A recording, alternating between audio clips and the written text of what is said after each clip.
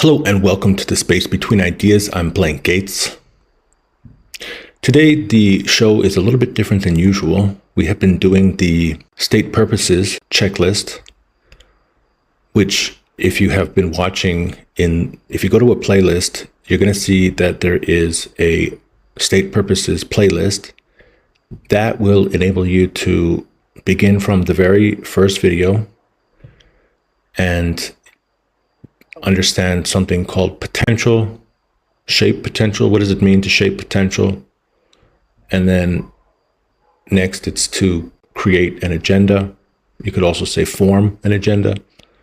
And then finally, you will be creating effects. And, probably if you've watched a lot of my videos, then you know that this is all about the chicken and the egg, which is called something like evolution or progress or increase. So everything's kind of like doing two things at the same time. It's like coming together and it's falling apart. That's the basis of my philosophy, is that things are coming together and falling apart. That's it. So then you can build on that. There are forces which cause things to come together, and there are forces that cause things to fall apart. All right. Now, those three elements, if you turn it into my endeavor cycle, I guess what I'm saying is that my own work is a half-baked idea. Well, I haven't actually made the course, so that means that this is, in fact, I got a subscriber. There's a student somewhere in Germany who is thinking about this class and not attending it. So this is a customer, a student, a client. If you are consulting or teaching, it's all the same thing, right? You're just passing on information to somebody else regarding a topic. So I'm passing on information, and unfortunately the class was canceled. The question is, obviously I get paid because there's a policy about when a person should cancel an appointment and not pay. Incidentally, a couple of times I've had to cancel within just like a couple hours of the class, or like 2 times at least. And in those cases, I always offered a free lesson. I guess there's like 4 or 5, in the last 3 years. So what do you do when you have a customer and then they cancel? Are you a coach? Like, is this your art? Is this your practice? Is this what you are? Is this more than your business? This is your way of being. Because the whole idea behind the direct outcomes checklists, the endeavor elements, if you connect them all together and you turn it into an upward spiral, it's all the same thing, right? So the whole idea is that potential can be shaped, where improvements can be made, and then we are creating a plan, and then we're taking steps to execute on that plan. That's just life, right? Immediately applicable. Like, how do you turn this? So what is our mission? Our mission is to create a tool, right? Because if you don't have a tool, then like, how do I apply the teaching? So what's the purpose of you passing on your information if you can't put it into some kind of activity which will improve a certain element?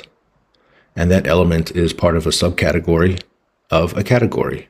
And then if you improve on all 2, 3 categories, then you'll become a better thing. For example, let's say I want to become a better football player. I realize, physical fitness, ball handling, spatial awareness, those are pretty good categories. And then physical fitness, so subcategories, speed. Let's just go with speed, because you could also have other things like physical fitness, like stamina and fierceness and just striking power. And with speed, you have acceleration, you have deceleration, you have top speed, you have endurance, you have maintaining how much speed in general over 20-minute span. And then you have to pick one of those things. So let's say that we want to improve acceleration. So we just put 2 pylons, one here, 3 meters apart, and just blast as fast as you can, 3 meters. Once you pass the 3 meters, then stop. That's deceleration. So this is not just acceleration. We're going to do acceleration, and then I want to see both legs past the second cone, and then start the breakdown for stop, and then that should decelerate. Now, if you want, you could explosive speed. acceleration, deceleration speed. And then from there, that's going to improve my physical fitness, which is one of the three main factors of becoming a better football player. Of course, ball handling, it has to do with the ball, and then spatial awareness has to do with the flow of the game. And I guess if you're kicking the ball, you actually have to understand the space where the ball is moving. So the student needs an exercise. If we go to, like in the last, if you go to the, because I'm not going to attach this one to the state purposes playlist. So if you go to the state purposes playlist, this is where I am with that. In case you're wondering, in case we'll just take a 2-minute commercial and say, I have a playlist where I talk about purposes and motivation and trying to identify not like what motivates you, but like, I don't know, it's almost like, what are you? What are you doing? And how do you decide what you want to do? What has really taken you? Like, why, Blaine? Why are you making these YouTube videos? And why do you do coaching? And why have you decided to live in a country right next to the border of Russia? There's like a lot of interesting questions. And like, well, I don't know, like some of it I'm driven, right? Like something's pushing me. And then sometimes I'm picking something, or I'm making a decision, or I need some kind of certain type of lifestyle, or I want to be somewhere, or like, sometimes things are pulling me. So, and then in the book, Create Crucial Insight, by Thomas J. Buckles, there's this chapter on purposes. And you see all of these words like deploy, ally with, enhance, attain, maintain, have, provide, satisfy, enhance, optimize, gain. I just used all of those. I put them in their categories. So you can see that there's like shape, potential, form, agenda. See, look at this.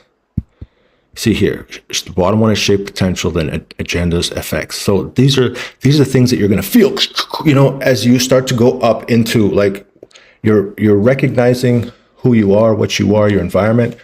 Then you start to think about how you can shape that potential around you. Maybe you are part of that potential.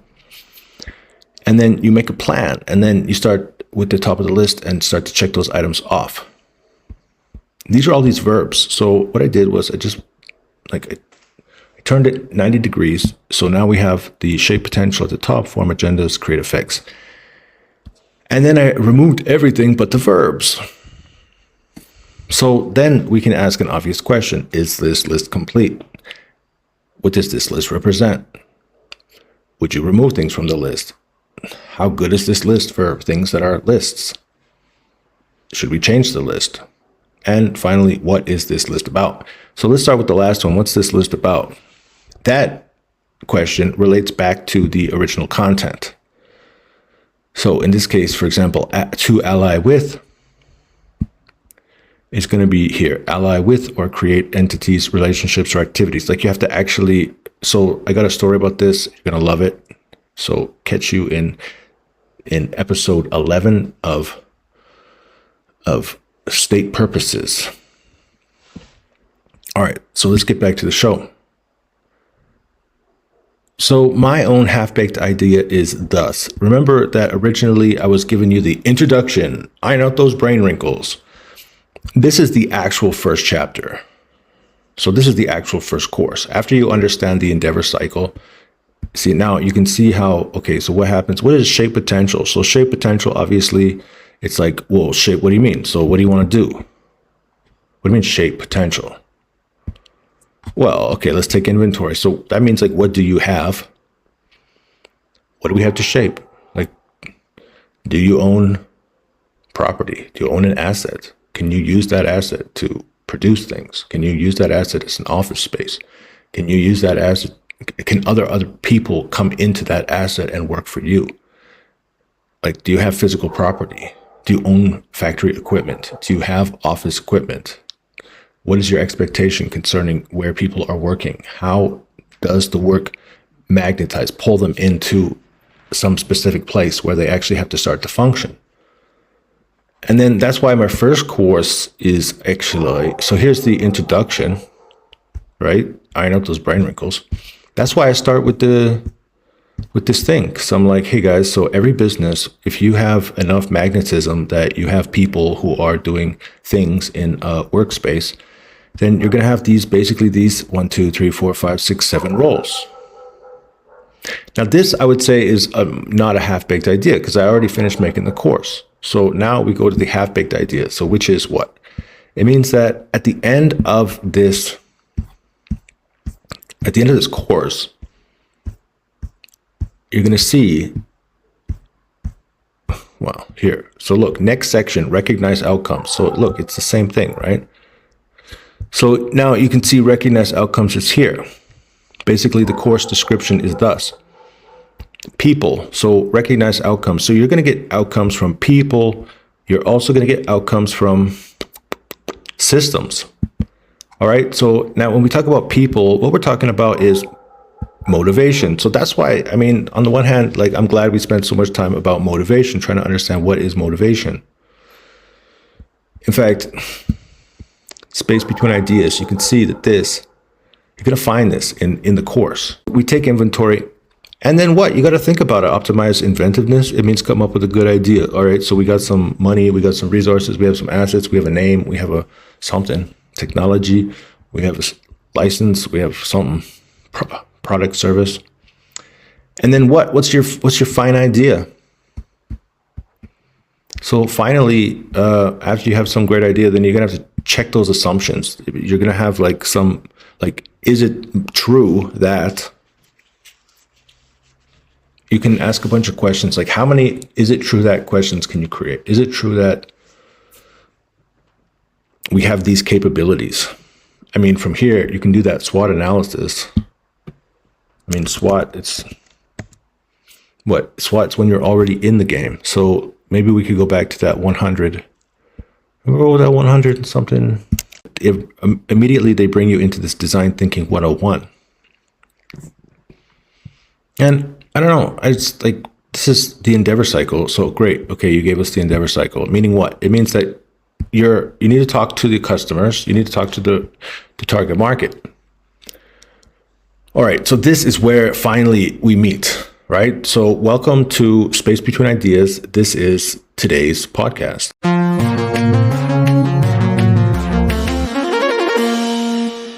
This is today's half-baked idea. Now, where is it? The thing is, maybe we have to go into my personal files to find this, because that's all they do, all classes, talk to people about half-baked ideas.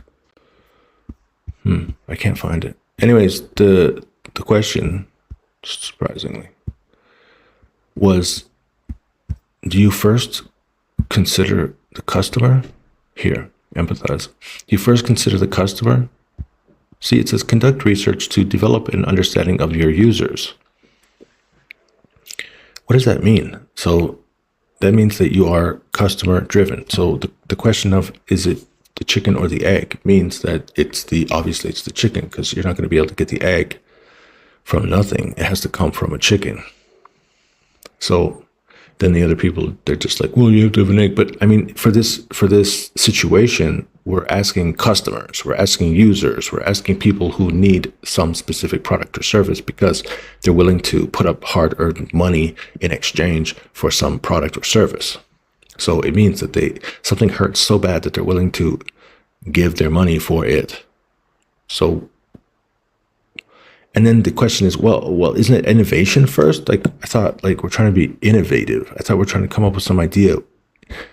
So anyways, that's where the assumptions come in, is that maybe your idea is so broad, so forward-looking that nobody can recognize what it is. Inventiveness, yeah, you got to check your assumptions. You have to figure out, does it make sense? Did you ask your customers, or is this so crazy of an idea that people won't really be able to relate with it until some point in the future? And in that case, are you going to be able to maintain motivation? So then it's just plan. Okay, what's the plan for this week? What's the plan for next week? What's the plan for the week after that? So this is the endeavor element plan, remember?